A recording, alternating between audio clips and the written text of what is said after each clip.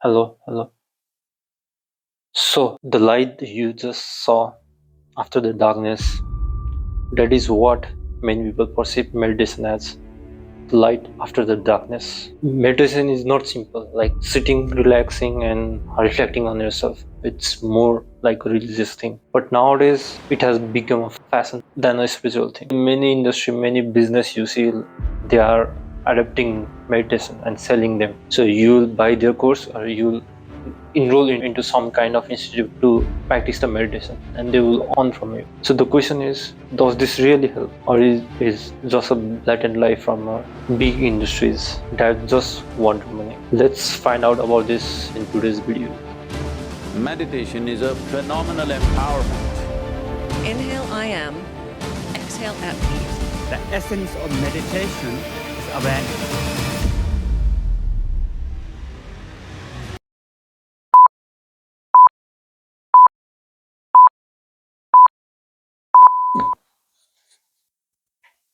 Oh, you are still here.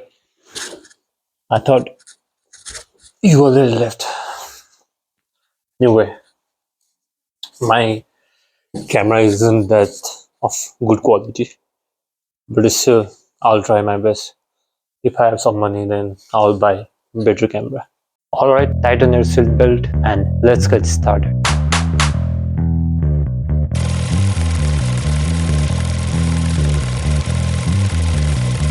Before moving on, we have to discuss about the origin of meditation. The origin of meditation is basically from India around thousands of years ago. But the researchers, they believe that it came around 3000 to 5000 because it was depicted in the walls and in the arts of India. It was widely practiced around 500 to 600 BC in China as Taoist and in India as a Buddhism.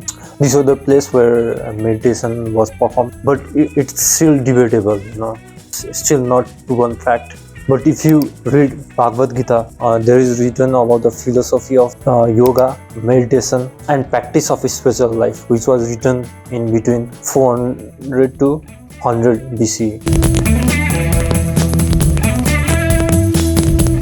That was the past history, but if you look at the early history, then there was a Buddhist called Doso who found Zen meditation on first meditating hall around 653 AD, but it was vastly practiced around 8th centuries.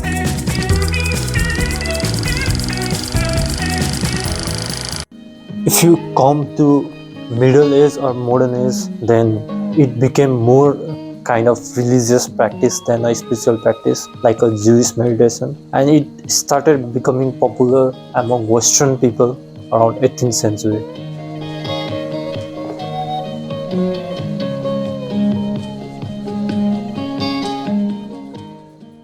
In 1927, the book came along, the book named the Tibetan Book of There, which depict more information about meditation, attracted more Western people and practitioners. And again, Vipassana came along, which is insight meditation, which started from Burma in 50s. And again, another book was published named The Dharma Bombs, which attracted more people toward meditation. After all this, in 1979, USA first founded the institute named MBSR, Mindful Based Stress Reduction. It was a program rather than an institute. So according to that, it was used to treat chronic disease. That was the first time US introduced those kind of program related to meditation.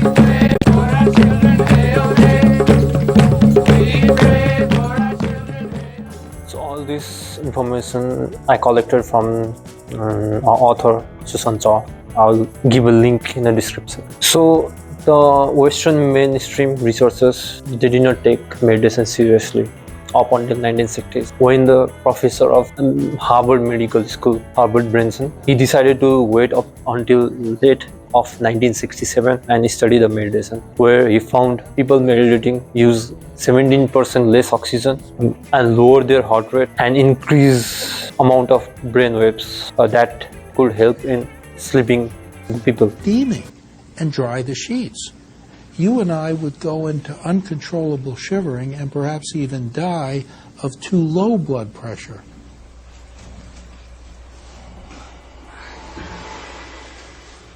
They were quite comfortable there simply by performing their Tumo meditational heat yoga. When asked how they do it, the monks describe relaxing, focusing on their breathing. They picture air coming in and out as a kind of energy. They visualize it as a flame, a fire coursing through the chest. Dr. Benson has shown that anyone who performs the initial steps of meditation can have a significant effect on their body.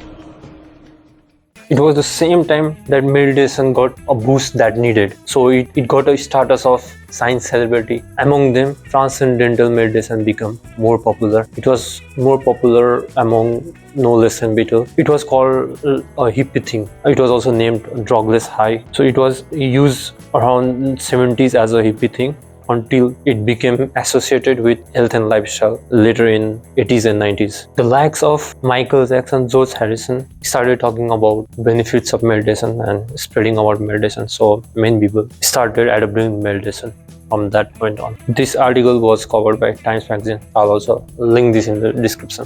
What it does mainly is more of finding out about yourself, and your ego and that kind of scene. So it's more psychological than anything else.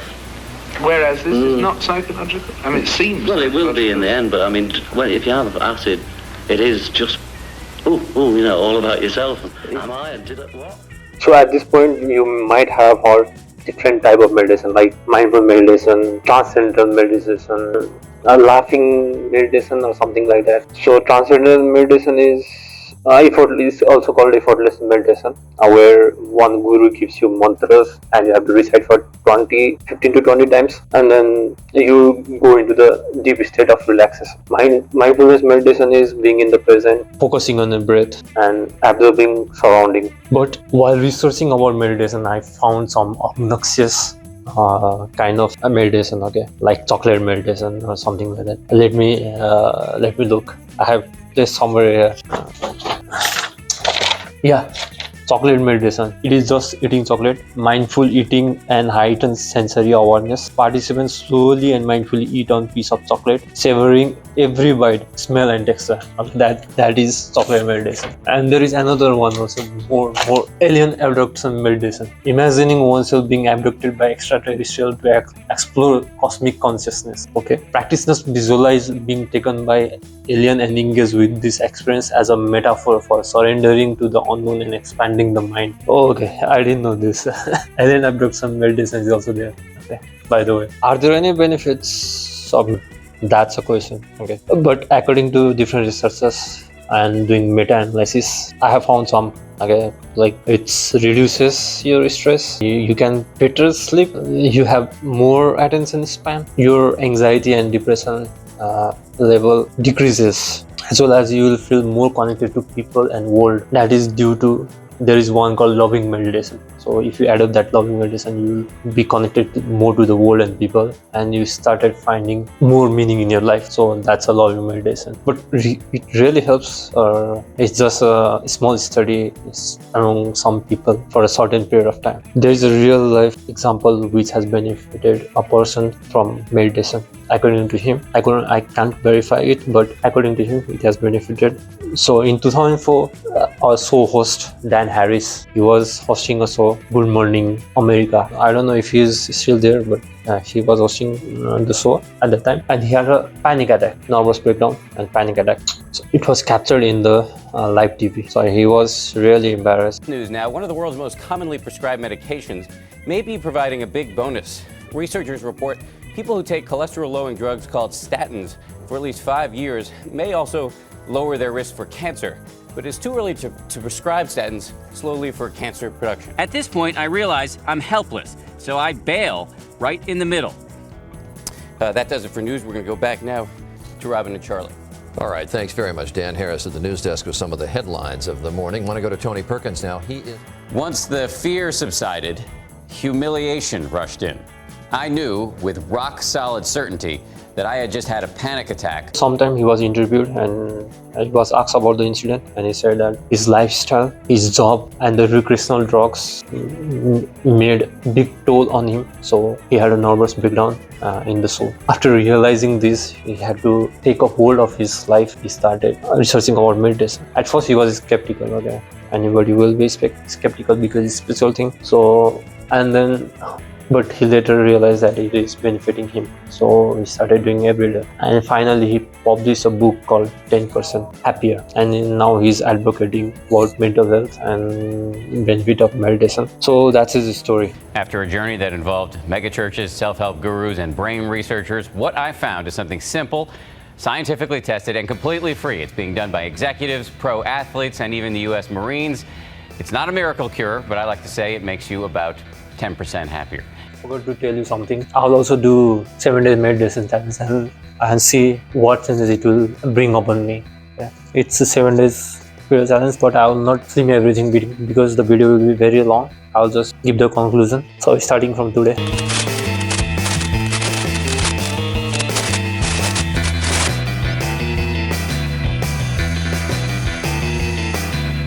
So up to now, you are hearing all good things about meditation, all the benefits about meditation. So the institute, the big business thing, do they really care about your mental health? Can they really eradicate your mental issues like they claim? Wherever you saw the ads or any product you see, do they really do? So let's find out. Many big companies make exaggerated claims. They claim like they can eradicate your mental health issues completely. The company that makes exaggerated claim as Calm, Headspace. Calm is a company that says it can make people instantly fall asleep and cure their sleeping problem completely without giving any backup evidence, but they simply put in their description. And Headspace say they can make your depression go away, make your anxiety go away, which is not completely true. So people fall into this. The mind is like a muscle. The more you train it, the stronger it becomes. And while the greats mastered the body, the greatest mastered the mind. Maybe many of you have heard about Tony Robbins. I think you have heard about Tony Robbins. He's the most influential people. He's surrounded by controversy, but he's the most influential people. He has written many books which comes under the most sell books, best-selling books. So he has made a claim that his techniques gives you more happiness, more love, and more money, which is completely false. He hasn't backed up with any evidence, and people fall into that and they give hefty amount of money and buy that and get disappointed. And there are other meditation center, recreational area, retreats which go to the point where they say they will give you a spiritual awakening, they will make you enlightened like a Buddha, which cannot be done. Okay, so they go up to that extreme and people fall for that and go for that, pay money and get disappointed. These are the things that are claimed by the companies, but what people have to say who have used this kind of techniques or meditation, what they have to say. So here is one article I found that some individuals have reported negative psychological affection such as heightened anxiety, depression, dissociation, or even panic attack. So, and another study published in 2017 in journal PLOS ONE found that 25% regular meditator reported increased fear and trouble emotions. Okay, it was published in 2017 by journal PLOS. So these are more seen in intensive meditation, who go for long kind of meditation for many days, who for 1 hour, 2 hours they do intense meditation. It has seen mostly in those kind of people. Some practitioner, particularly those engaging in deep prolonged meditation, has reported a symptoms called spiritual emergence of psychological breakdown characterized by confusion, intense emotion, and altered state of mind. So this has the report that has been published, which says the meditation has made fear and anxiety more and more increased rather than reducing it. They have used same kind of technique that people have said it will help you. Many companies have said it will help, but they have done worse than good. With this, there are many controversies surrounding meditation. There are many unqualified meditation practitioners or the gurus who teach you meditation. They don't know simple technique. Some of them are completely unaware of meditation, how is it done, but they still teach you meditation. You can find lot of videos in YouTube and internet which can alter your mental health and your overall well-being. There have been many studies surrounding meditation, but are done in very small group, which are very insignificant. If you see the meta-analysis of different data, then you will see the mixed result, which is neither good. It has also shown that the effect size of meditation in reducing depression and anxiety is very less than that of giving medication and therapy.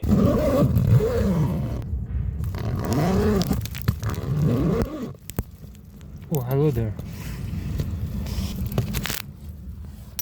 Apparently, there is one meditation called subway meditation, which you can do in public places or train station, tram. So I'm going to do subway meditation. So see you soon. If you see, different companies have made meditation as commercialization and business rather than personal development tool. They have made billions of dollars profiting from desperate people. So some critics have said that the companies had watered down the techniques of meditation to a simple form, not basically covering the correct methodology. They are more focused in profit generating than personal development. You might think, so what? Just avoid these companies and videos and just go to the gurus, some meditation center or retreats where you can get a correct meditation technique and improve yourself.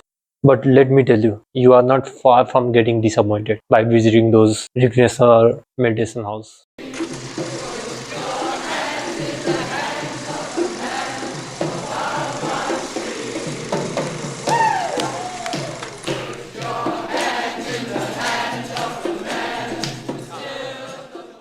There are more controversy involved with these gurus. For example, Soel Rinpoche, a Tibetan Buddhist and Lama, who is the author of the Tibetan Book of Living and Dying, was surrounded by controversy when he was accused of sexual misconduct and emotional abuse by his follower around 2017.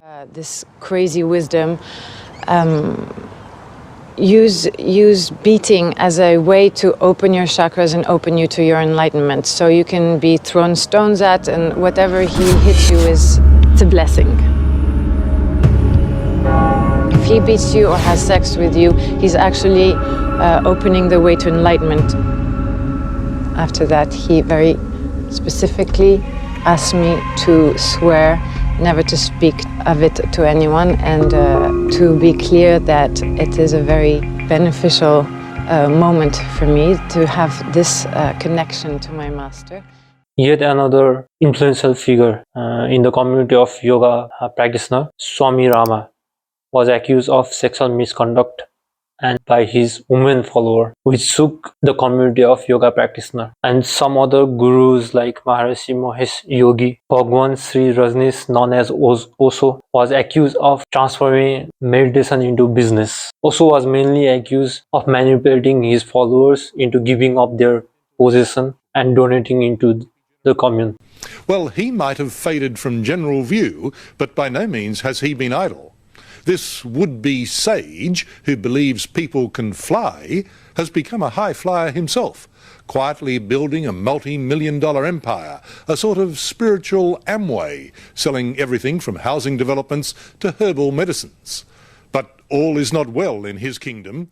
He's being sued. I also visited Osho around 2022-23. So it was also not very pleasant experience for me.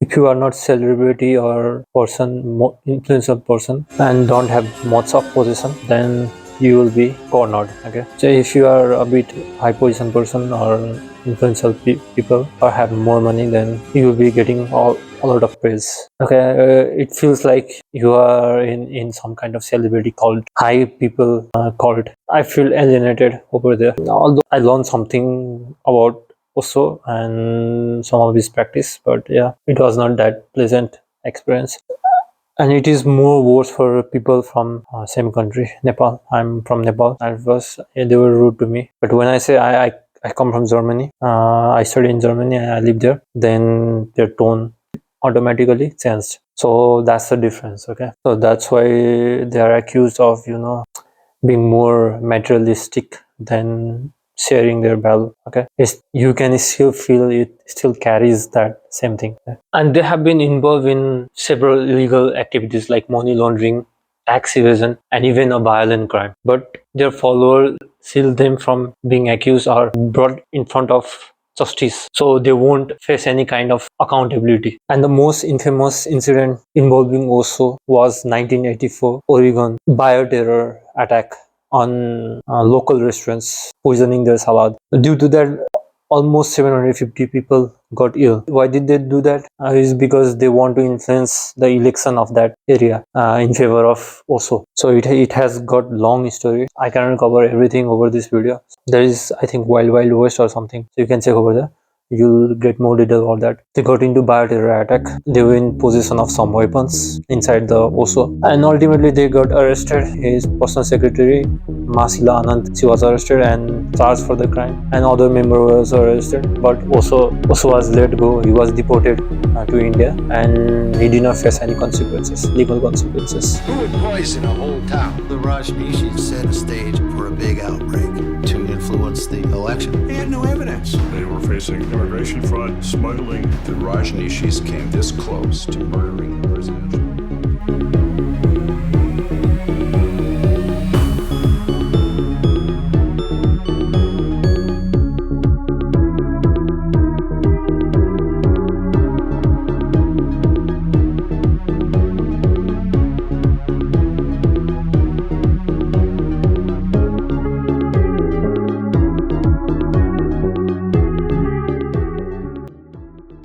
Other controversial figures include Swami Nityanand, whose video evidence was found as misconduct to his followers, and another Tibetan Buddhist, Chogyam Trungpa, was very controversial due to his drinking habit and sexual misdemeanor toward his follower. So if you see, most of the people are from either India or like China, Tibet, who are considered to be spiritual gurus. Okay, like in Buddhism and Hinduism. If you speak against these gurus or make a video about these gurus, then they will come against you. Their follower will come against you and steal them from you, or in worst case scenario, they can give you death threat also. Finally, we are here. The meditation and self-help has become more business than a self-improvement thing. In these 7 days meditation challenge, I have found myself more in good mood, but the changes has been insignificant because it's just 7 days. But if I try more than